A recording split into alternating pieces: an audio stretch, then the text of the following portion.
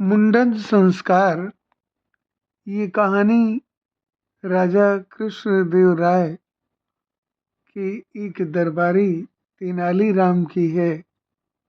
उनसे अन्य दरबारी ईर्ष्या रखते थे और तरह तरह के इल्जाम लगाकर उसे दंडित करने का प्रयास करते थे, किंतु तेनालीराम की सूझबूझ के सामने उनकी एक न चलती और उन्हें लज्जित ही रह जाना पड़ता। दरबारी इस बात को अच्छी तरह जानते थे कि तेनालीराम शतरंज खेलना पसंद नहीं करता। इस खेल का वह अच्छा खिलाड़ी भी नहीं है। एक बार उन्होंने तेनालीराम की इस कमजोरी का लाभ उठाने का निश्चय किया। अगले ही दिन एक दरबारी राजा के पास पहुंचकर बोला, महाराज, आप तो शतरंज के बहुत शौकीन हैं, पर बहुत दिनों से आपने शतरंज नहीं खेला। ऐसी क्या बात है? राजा ने उत्साहित होकर उत्तर दिया, क्या बताऊं भाई, मेरी सभा में ऐसा कोई नहीं है जो इस खेल में माहिर हो, इसलिए मन मार कर रहना पड़ता है। क्या कह रहे हैं महाराज? तेनालीराम ने आपको नहीं बताया?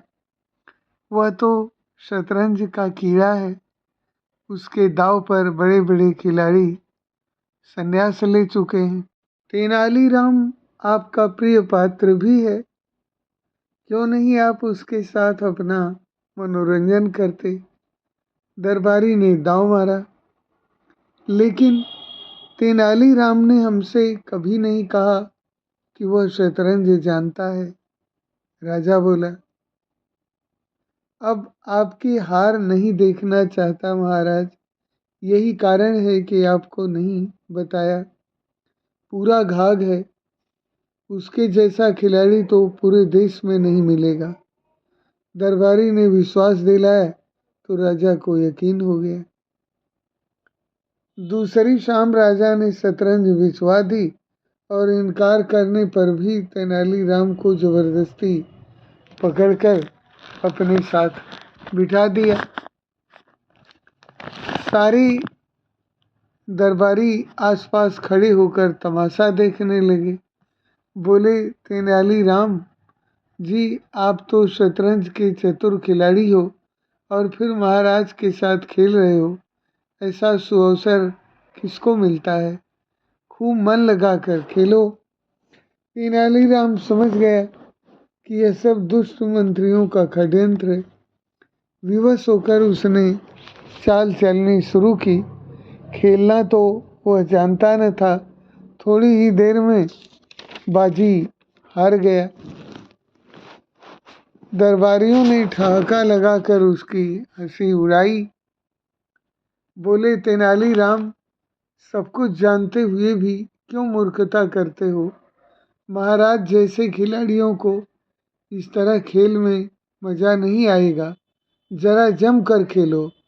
चाहो तो महाराज से इनाम ले लेना, पर खेल का मज़ा किरकिरा न करो।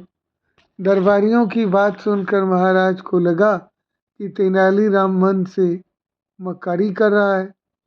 राजा को क्रोध आ गया। वे तेनालीराम से बोले, यदि तुमने मन लगाकर नहीं खेला तो मैं तुम्हें दंड दूंगा। तेनालीराम ने मन ही मन सोचा, बुरे फंसे।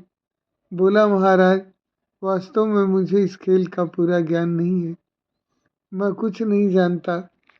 अगर तुम दूसरी बाजी भी हार गए तो कल भरी सभा में तुम्हारा मुंडन संस्कार करवा दूंगा। अब सोच लो तुम्हें क्या करना है। राजा क्रोधित होकर बोले। दूसरी बाजी आरंभ हुई। तेनालीराम ने भरपूर जोर लगाया, किंतु बाजी न जीत सका। एक ही झटके में वह हार कर एक किनारे बैठ गया। राजा बोले, तेनालीराम, तुमने हमें खूब चकाया है, इसका बदला हम कल चुकाएंगे। कहकर वहीं खेल समाप्त कर दिया। तेनालीराम के चेहरे पर उदासी छा गई। जबकि सभी दरबारियों के चेहरे प्रसन्नता से खिल उठे।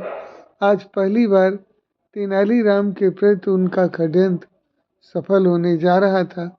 अगले दिन दरबार लगते ही राजा ने नाई को बुलवाया और आदेश दिया कि तेनालीराम के पूरे सिर के बाल उस तरह से मोड़ दे।